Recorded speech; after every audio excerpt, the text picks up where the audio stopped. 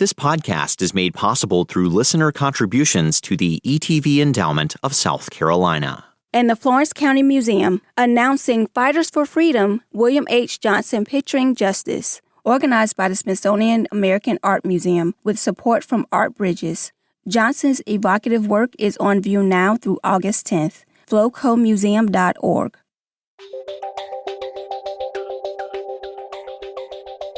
From South Carolina Public Radio, this is Walter Edgar's Journal.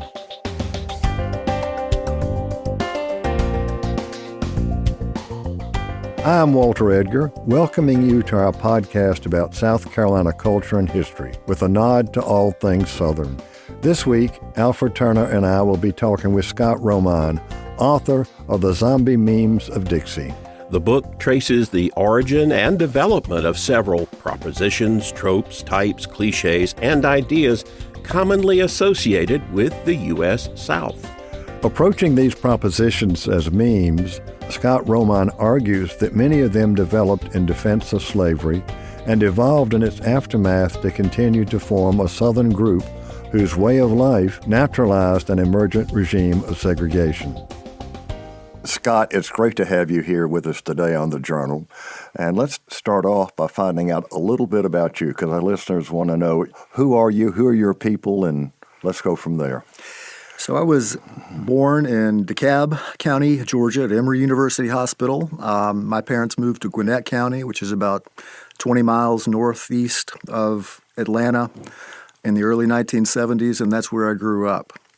I went to college at Georgia Tech and then the University of Georgia, and did my graduate work at the University of North Carolina at Chapel Hill. So I've lived in the Southeast my entire life, but grew up skeptical of the idea of the South as I saw it represented in various media and later scholarship. At Georgia and Georgia Tech, major in English or history? I started out at Georgia Tech as an electrical engineer. Oh, okay. And was not much good at calculus. And so I went down the list. I had a great English professor there, a guy named Larry Rubin, who really got me hooked on it. And so decided to transfer. You could not major in English at Georgia Tech at that time. And so went to the University of Georgia. Okay. And then on to Chapel Hill, Right. Whose English department was very heavily oriented towards the American South and Southern literature in those days. Yeah, absolutely. Lewis Rubin had retired the year before I got there. Okay. And Fred Hobson, who became my dissertation director, was the major Southern literature scholar. Also a fellow named Jack Raper taught Southern literature. So, yes, very heavily oriented toward a traditional idea of the South and of Southern literature. So what was your dissertation title? My dissertation became my first book. It was called The Narrative Forms of Southern Community. And I wanted to trace the idea of community through works from Augustus Baldwin Longstreet to William Faulkner and a bit into the contemporary period, thinking about how this idea that so often gets attached to the South manifested itself in narrative form. That community is one of the examples of what makes the South special. Right.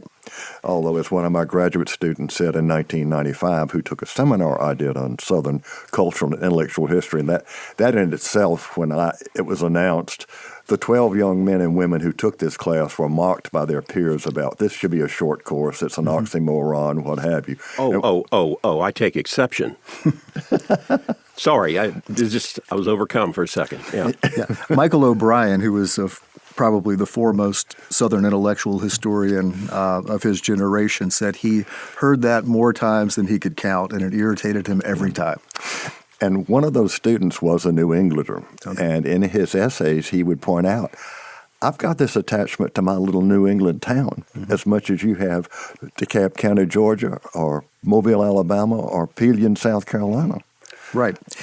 That idea is an interesting one because I think attachments to place are fairly universal. And so one of the questions motivating me in that dissertation was, why do Southerners continually make this claim that we have a special attachment to community or special sense of place? And so I tried to work out a set of answers to that question. And what were your answers? My question or my answer is that community is often formed in relation to a critique of that community, to a critique that that community is artificial, that it is enforced by power relations, that it is underwritten by inequities, and so that there's a defensive quality to Southern community being presented as an organic whole, a natural state of affairs, when oftentimes Southerners have been subjected to the critique that that's not the case. This is very artificial and even unjust. Do you think there's some sort of relationship between the strength with which Southerners cling to community and perhaps a previous generation's clinging to a past that maybe they've glorified? Right. I mean, the historian Edward Ayers at the University of Virginia has pointed out something that I've always found to be true, that the South typically imagines a previous version of itself as having been a superior version.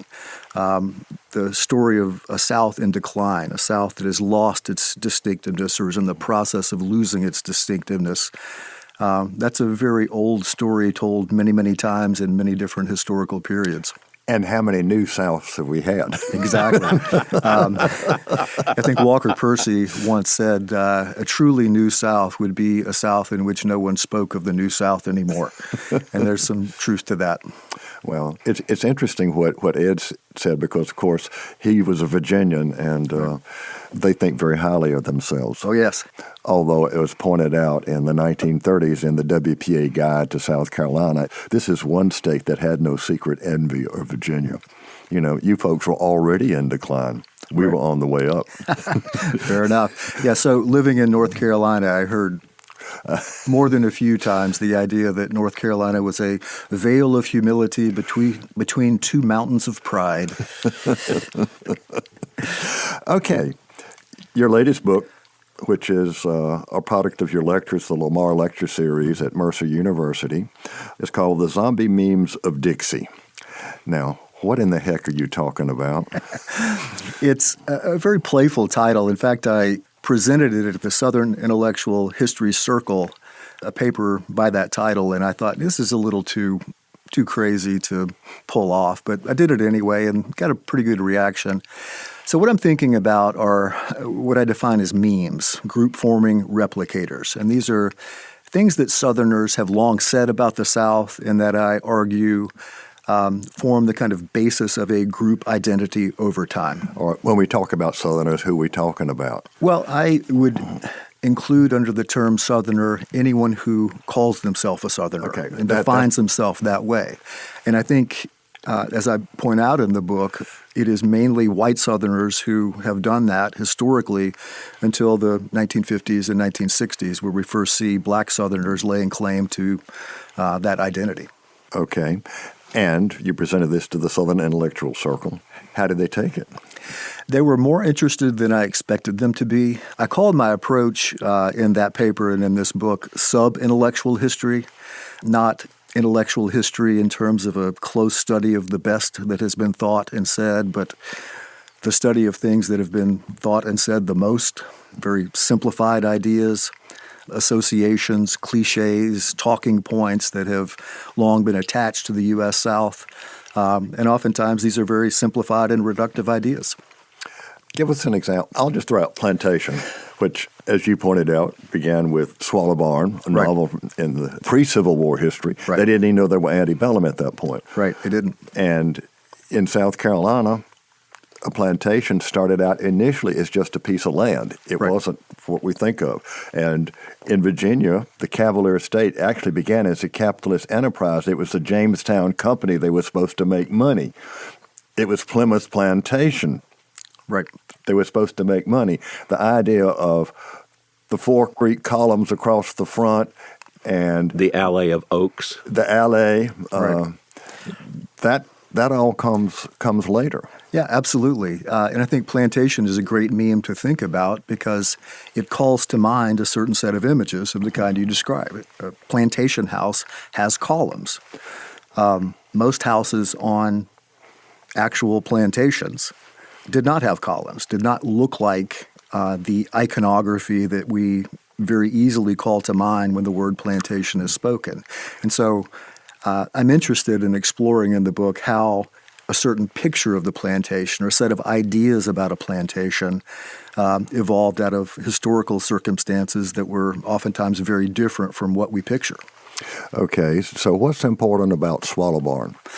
Swallow Barn is a very interesting book. I think it gives us the closest version to what most people think of as a plantation today, and does it very early in the history of Southern literature in 1832.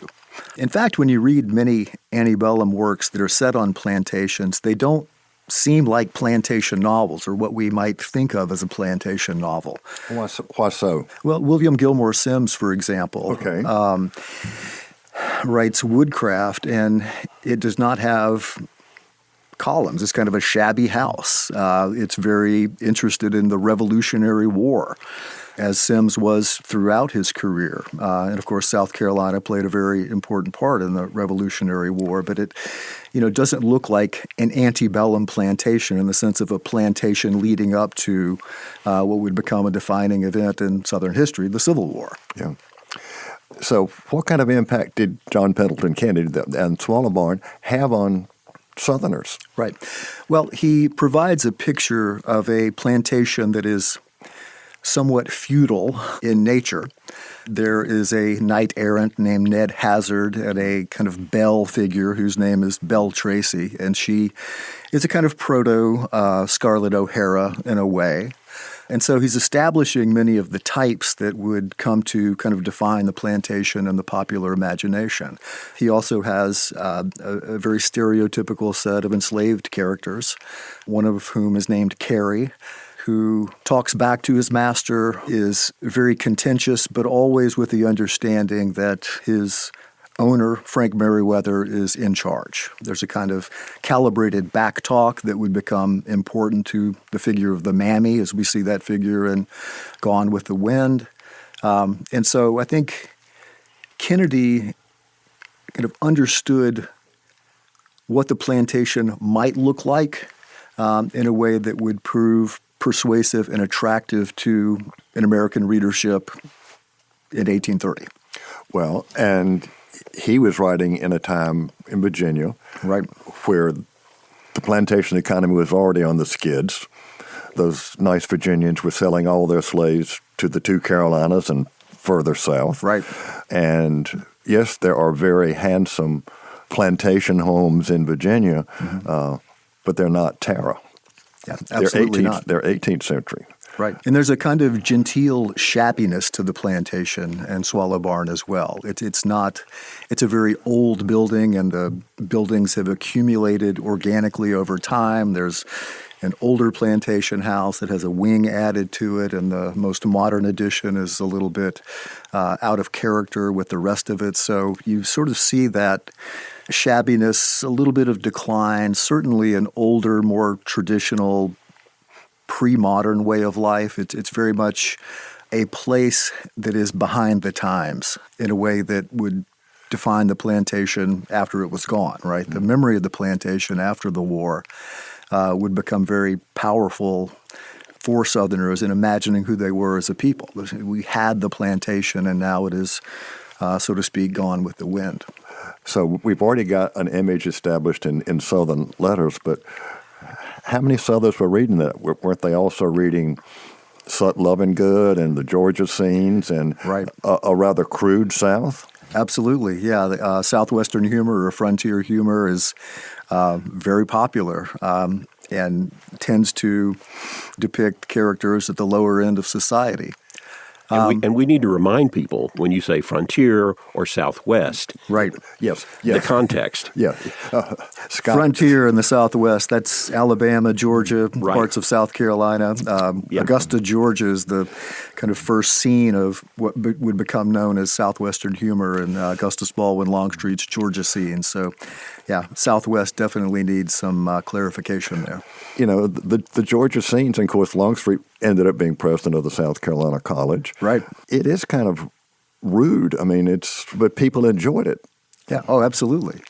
And he was viewed as a man of letters. I mean, it was not the kind of character he writes about and the kind of social status one could achieve by writing about that kind of character were very different things. Yeah. Being known as the author of Georgia Scenes was a distinguished feather in Augustus Baldwin Longstreet's cap.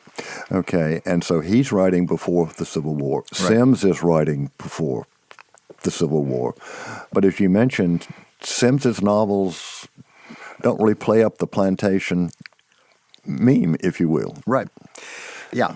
Again, if you look at the bulk of Southern writing before the Civil War and what we imagine the Old South to be, the set of images that term calls to mind, there's a huge discrepancy. I mean, most Southern writing before the Civil War does not look like the Old South we think we know.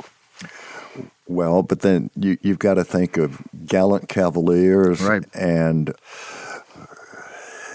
I guess we're beginning to get into the idea of we're describing ourselves because of those folks up there are saying nasty things about us.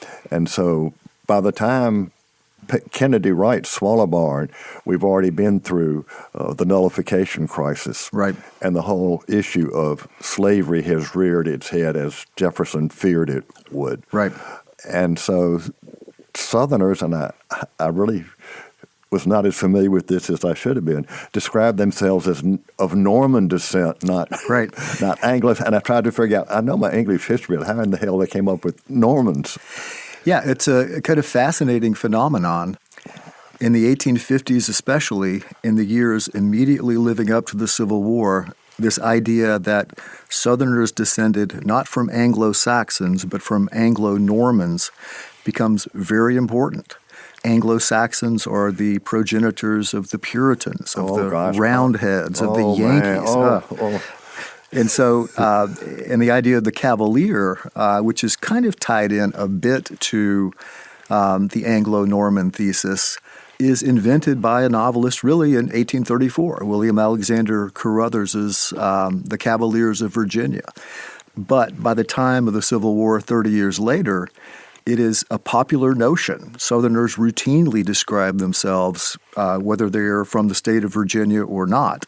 And the Cavalier legend is very much tied to the state of Virginia early on. But in the space of 20 or 30 years, it becomes a widespread way that Southerners describe themselves in opposing those Yankees or Puritans up there in New England. Well, in the case of South Carolina, Scott, that is incredibly interesting since in the 18th century, we've identified at least 7 European ethnicities, and even those could be subdivided. I mean, you could say, oh, well, they were English. Well, were they Anglo-Caribbean? Right. Or were they from what part of England were they from? And then you had the Irish and Scots-Irish and Germans, and you know, we even found Italians and Swedes. And all of a sudden they become Anglo-Normans. Yeah. Well, the idea is there and routinely cited. I did note that William Henry Trescott does say the Cavalier doesn't really apply to the state of South Carolina, although a North Carolina writer writing about the same time says, well, the Cavalier really only applies to Virginia and South Carolina. That's where the aristocrats were, and that doesn't really apply to our state. And yet again, by the time of the Civil War, Cavalier and Yankee, that's a very common opposition that many Americans hold in their minds in defining the differences between South and North. Is part of this fantasy based upon Sir Walter Scott? Well, certainly Mark Twain argued that it was. Mark Twain says that between the persons who held slaves around the time of the American Revolution and the Southern slaveholder by the year 1850 or so, there is a remarkable difference, and the difference is caused by the influence of Sir Walter Scott.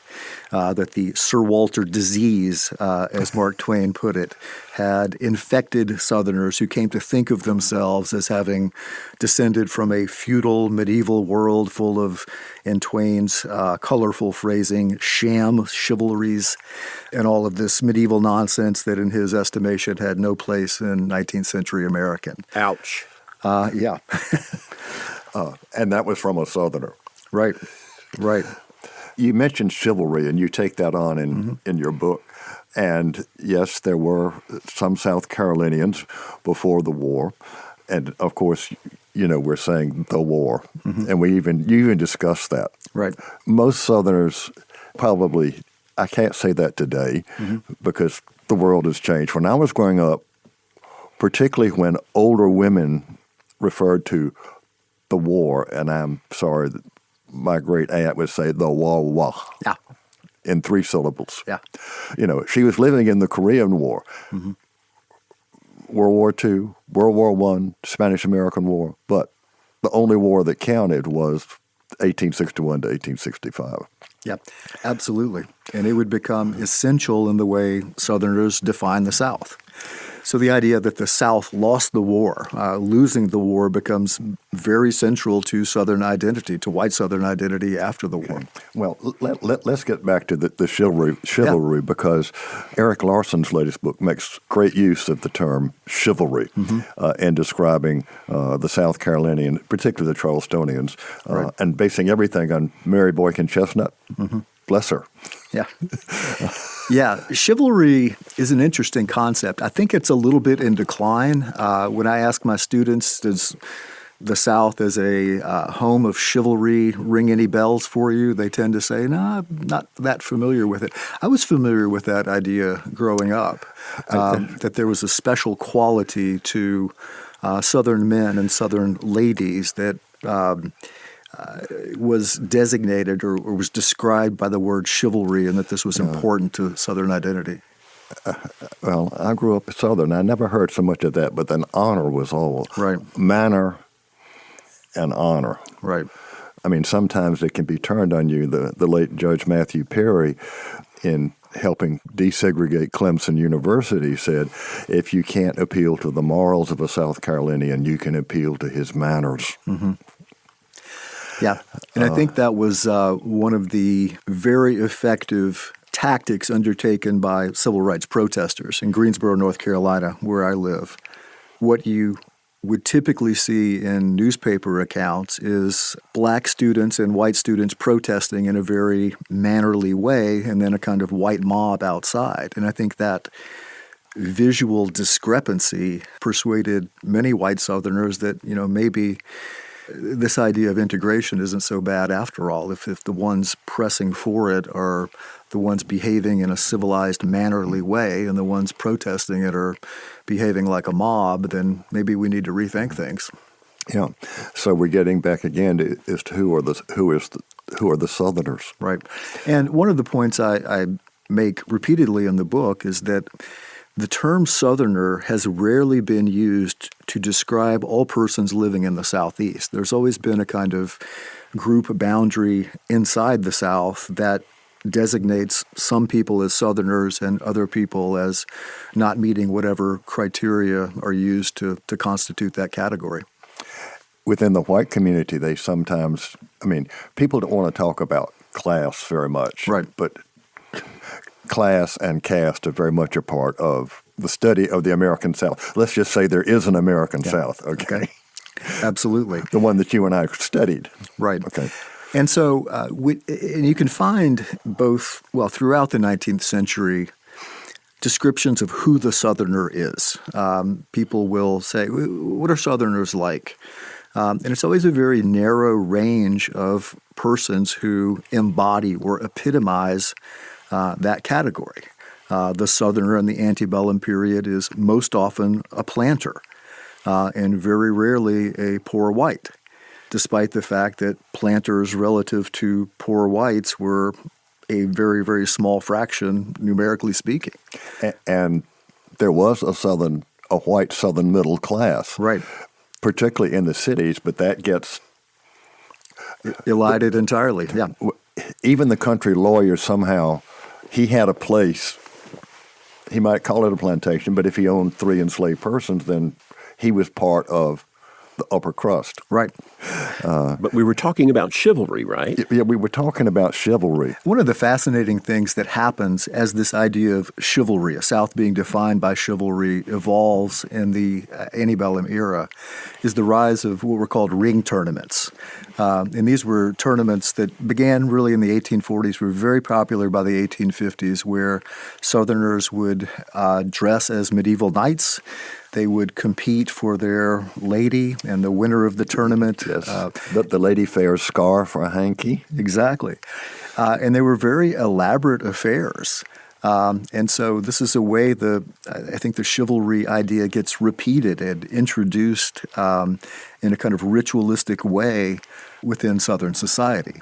Now, many Southerners saw these as kind of ridiculous, anachronistic, kind of cosplay, but they seem to be effective in creating a sense of group identity. All right, let's explain exactly what was accomplished at one of these tournaments. Okay.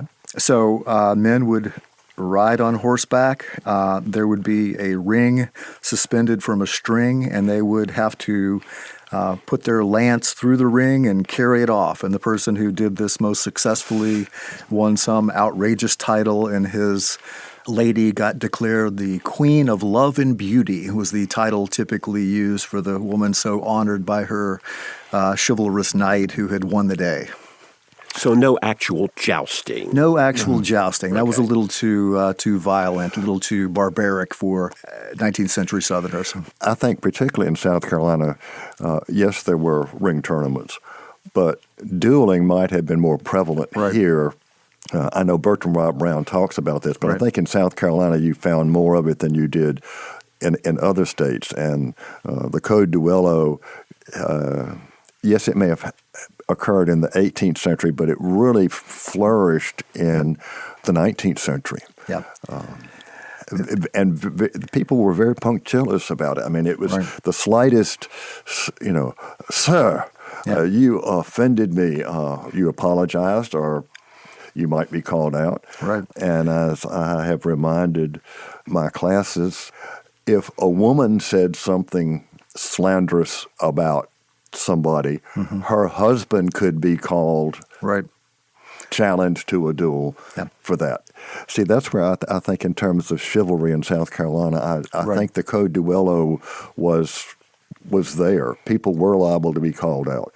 And of course, in the post-bellum world, the question of honor plays a role in the literature, the movies, and what have you. Yeah. We were talking about Thomas Dixon, the white supremacist writer, author of The Klansman, which became the film Birth of a Nation. And the idea of the South, through the Ku Klux Klan and through the restoration of a white supremacist government, is very much depicted as an affair of honor, that they had been degraded and shamed by carpetbaggers coming down south and disrupting the way of life that had organically evolved there. And so I think, honor very much plays into the kind of restoration of white supremacy and the establishment of Jim Crow as those events occur in the late 19th century. And what about into the 20th century? How do we figure this? Again, we get back to caste and class as well as race. I had to point out to one of my history friends who wrote a very, very good history, and he talked about equality in the upcountry and this lower class white. He said, the guy who owned the big place met with him. I said, yes, but the original source, he came in from the back door and he was on the porch. He was not asked into the parlor. Don't you understand the difference? Yeah. He was not equal, despite his color.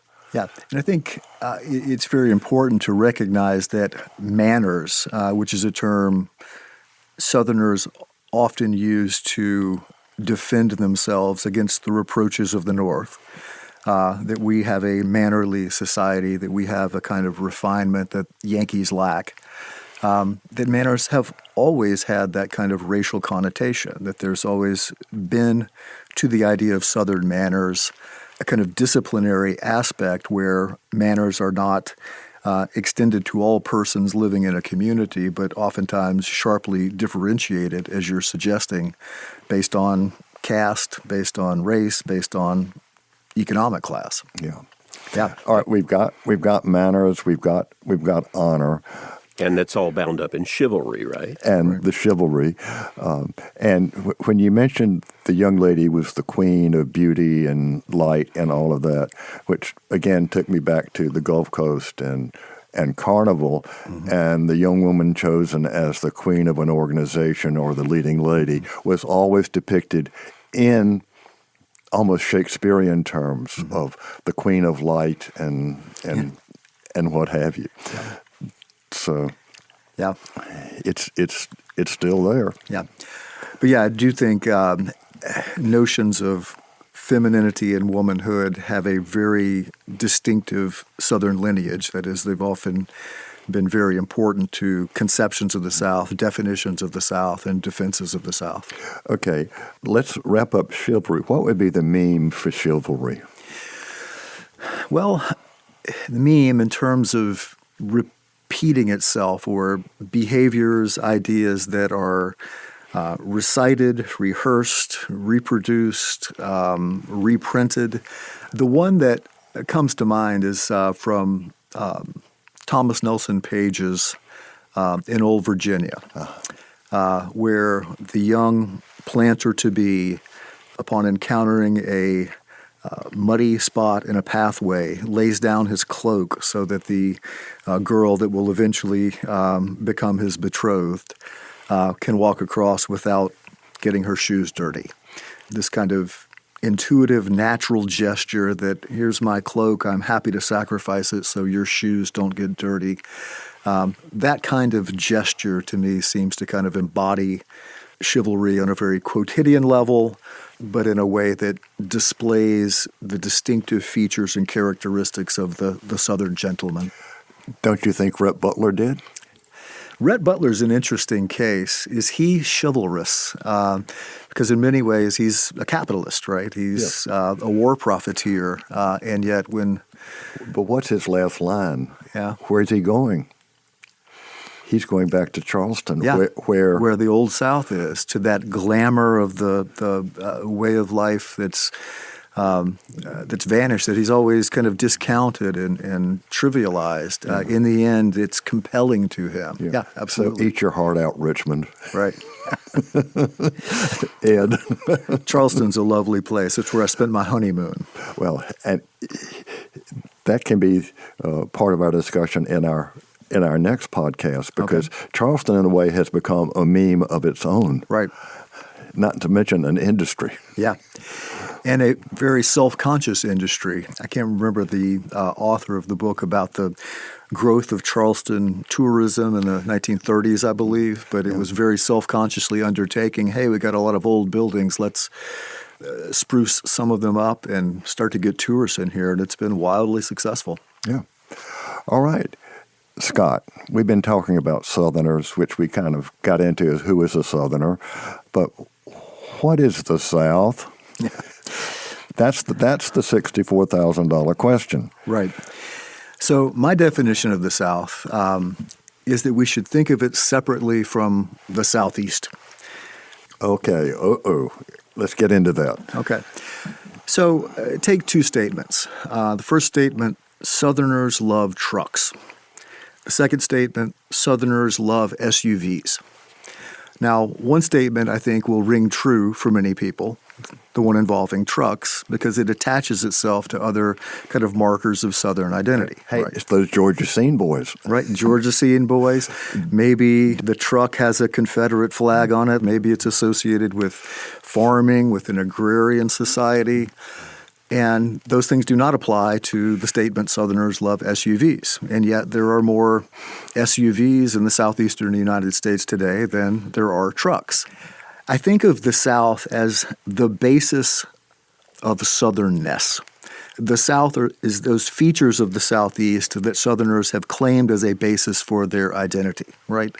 And so trucks works as a Dixie meme in that sense. It's something we can associate with the South. But yeah, so I think of the South as a kind of selected, edited, and continuously evolving set of images, associations that form the basis of Southern identity, but that do not necessarily map neatly on a geographical region of the United States. Well, you have a very interesting quotation since you are in Southern literature. Okay. John Smith talks about a highly successful series of hack Southern detective novels, and he hits most of the tropes. And Scott, I'd like you to read that passage out for our listeners. Yeah, John Smith is a good friend of mine. He's a professor at Simon Fraser University, and this is what he imagines as this series of hack to Southern novels. In each of them, a child, a Jim or Scout or Frankie or Richard or Opie, there's your Andy Griffith show, is eating a moon pie or drinking an RC Cola, walking barefoot, feeling the warm red summer clay of the fields between her or his toes. But what's this lying in the brush at the bottom of the catfish pond, protruding from behind the spring house? It's a scrap of fabric. The child tugs. It turns out to reveal a long, decomposed body. A black man who disappeared years ago. A black woman who must have been someone's mistress. The detective, an updated Gavin Stevens type, or a Rita Mae Brown protagonist with a cat, it doesn't matter, is called to the scene, investigates. Old dark secrets are uncovered.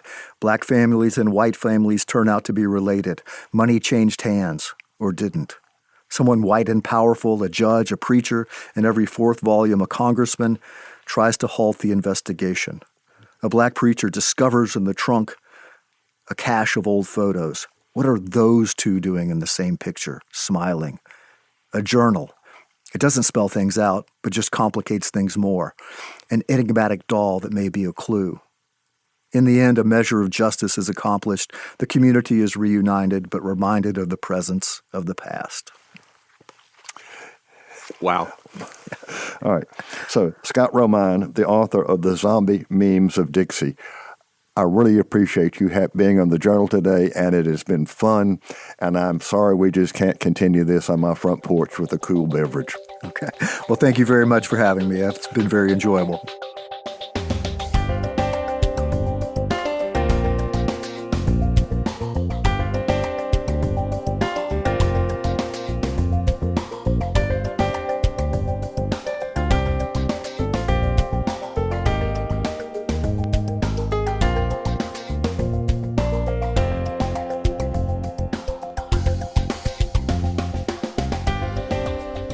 I hope you enjoyed our conversation today. I know that I did. Scott Romine's book, The Zombie Memes of Dixie, is fascinating. In our conversation, I think we barely scratched the surface of the things that we Southerners have most often said that we are, much less what others have said we are. It's a rich topic, and it's one we'll have to visit again. Walter Edgar's Journal is a production of South Carolina Public Radio. I'm Alfred Turner, and I produce the show, which is made possible by listener contributions to the ETV Endowment of South Carolina. Remember, the views and opinions expressed on Walter Edgar's Journal are not necessarily those of South Carolina Public Radio or its underwriters. Many of the books discussed on Walter Edgar's Journal can be found as part of the Walter Edgar's Journal Book Nook section at all good books in Columbia, South Carolina, or may be available from your local bookstore. We'll talk again soon.